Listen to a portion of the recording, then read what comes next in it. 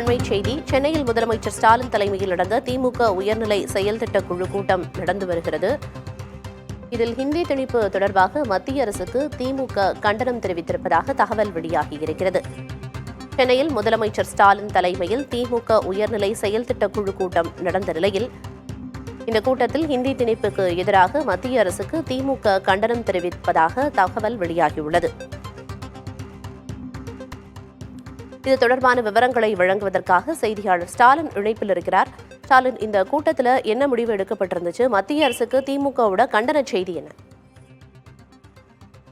பிரியதர்ஷினி, மொத்தம் 6 தீர்மானங்கள் இன்றைய திமுகவின் உயர்நிலை செயல்திட்ட குழு கூட்டத்தில் இந்த தீர்மானங்கள் நிறைவேற்றப்பட்டுள்ளன.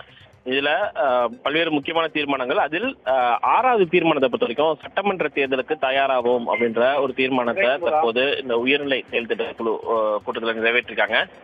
தேர்தலுக்கு முன் கொடுத்த வாக்குறுதிகளை நிறைவேற்றியும் சொல்லாத பல திட்டங்களை நிறைவேற்றியும் வளமான தமிழ்நாட்டை திமுக அரசு உருவாக்கி வருகிறது என்றும் இனி என்னாலும் திராவிட முன்னேற்ற கழகம் தான் தமிழ்நாட்டை ஆள வேண்டும் என்று தமிழ்நாட்டு மக்கள் நம்பிக்கையுடன் சொல்லி வருகிறார்கள். மேலும் பயனடைந்தவர் சொல்லும் பாராட்டும் பயனாளிகளின் மனநிறைவும் சேர்ந்து 2026ஆம் ஆண்டு சட்டமன்ற தேர்தலில் திமுக ஆட்சியை மீண்டும் மலர வைக்கும் என்பதில் ஐயமில்லை என்று தற்போது இந்த தீர்மானத்தில் தெரிவிக்கப்பட்டது. இந்நிலையில் திமுக அரசின் சாதனைகள், திட்டங்கள், முதலமைச்சருடைய அர்ப்பணிப்புடன் கூடிய செயல்பாடுகள், தொலைநோக்கு பார்வைகள் அனைத்தையும் மக்களுக்கு நினைவூட்டுவதன் மூலமாக தேர்தல் பரப்புரையை இப்போதே தொடங்குங்கள் என்று கட்சி கழக உடன்பிறப்புகளுக்கு அனைவரையும் இந்த உயர்நிலை செயல் திட்ட குழு கேட்டுக் கொள்வதாகவும் தற்போது தெரிவிக்கப்பட்டுள்ளது. நான் மீண்டும் குறிப்பிடுகிறேன், தேர்தல் பரப்புரையை இப்போதே தொடங்குங்கள் என்று தற்போது திமுக தலைமை தொண்டர்களுக்கு அறிவுறுத்தியுள்ளது. மேலும் கட்சியின் ஒவ்வொரு உடன்பிறப்பும் ஒரு இயக்கம் என்று சொல்லத்தக்க வகையில் இன்று முதல் தேர்தல் பரப்புரை பணிகளை தொடங்குங்கள், துண்டு பிரச்சுரங்கள், திண்ணை பிரச்சாரங்கள் என மக்கள் இயக்கத்தை தொண்டர்கள் அனைவரும் தொடங்க வேண்டும் என்று அறிவுறுத்தப்பட்டுள்ளது. மேலும் 7வது முறையும் ஏற்றம் காண்போம் என்று கோடிக்கணக்கான தொண்டர்களது உள்ளத்துக்கு அன்பான வேண்டுகோளை இந்த உயர்நிலை செயல்திட்ட குழு முன்வைப்பதாக தற்போது இந்த தீர்மானத்தில் குறிப்பிடப்பட்டுள்ளது. மேலும் மத்திய அரசை வலியுறுத்தும் வகையில் நிதி உரிமை நிலைநிறுத்த வேண்டும், அதே போல மீனவர்கள் நலன்களை காக்க வேண்டும், மணிப்பூர்த்தியை அணைக்க வேண்டும்.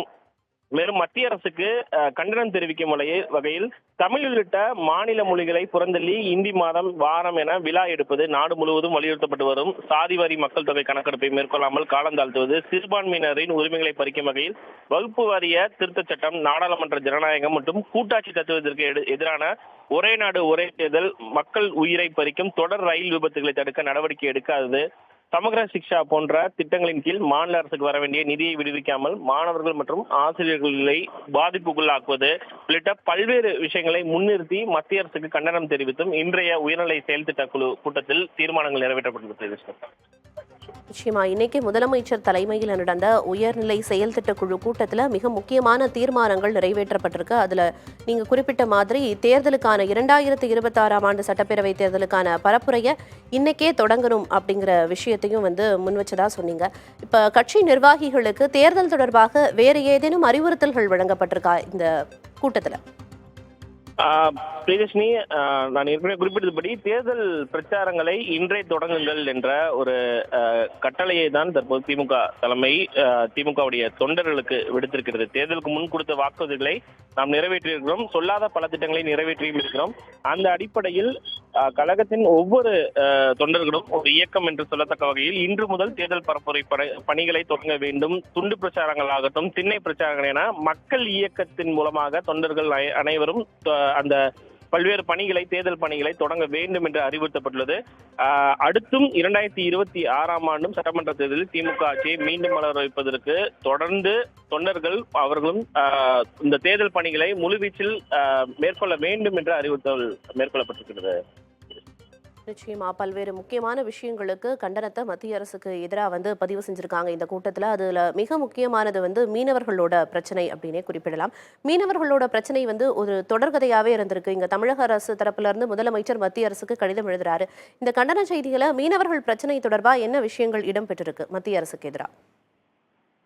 பிரியதர்ஷினி, அதாவது மீனவர்கள் விவகாரத்தை பொறுத்த வரைக்கும் கடந்த 3 மாதங்கள்ல கிட்டத்தட்ட 6 முறைக்கு மேலாக தமிழ்நாடு முதலமைச்சர் மத்திய வெளியுறவுத்துறை அமைச்சர் ஜெய்சங்கருக்கு கடிதம் எழுதியிருக்கிறார். நீங்க குறிப்பிட்டபடி இலங்கையில் செப்டம்பர் மாதம் அதிபர் தேர்தலும் அதே போல இந்த மாதம் நாடாளுமன்ற தேர்தலும் நடைபெற்று ஏற்கனவே ஒரு புதிய அதிபர் தேர்ந்தெடுக்கப்பட்டிருக்கக்கூடிய நிலையில தமிழ்நாட்டு மீனவர்களின் பாதுகாப்பை உறுதி செய்யப்பட வேண்டும் என்று தற்போது தீர்மானத்தில் வலியுறுத்தப்பட்டது. தமிழ்நாட்டின் மீனவர்கள் கைது, படகு பறிமுதல், அபரிதமான அபராத தொகை, சிறை தண்டனை, மீனவர்கள் மீது தொடர் தாக்குதல் தொடர்ந்து நடந்து வரக்கூடிய ஒரு சூழல்ல இவற்றுக்கு முற்றுப்புள்ளி வைத்தாக வேண்டும் என்று தீர்மானம் வலியுறுத்தி இருக்கிறது.